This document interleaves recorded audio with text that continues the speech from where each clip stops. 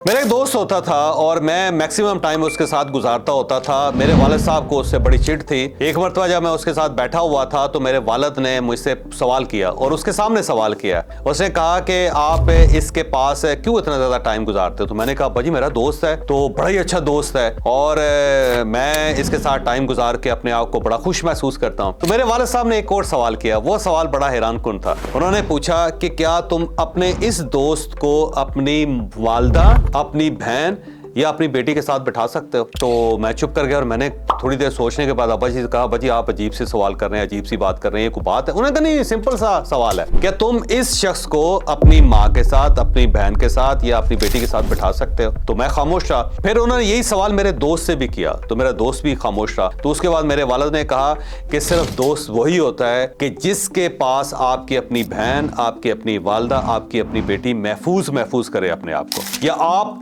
महफूज महसूस करें कि अगर ये मेरी माँ से, मेरी बेटी से, मेरी बहन से मिलता है तो उसकी इज्जत को, उसकी हुर्मत को कोई खतरा नहीं है, तो फिर वो आपका दोस्त होता है। और जो शख्स इस कसौटी पे पूरा नहीं उतरा वो आपका दोस्त नहीं होता।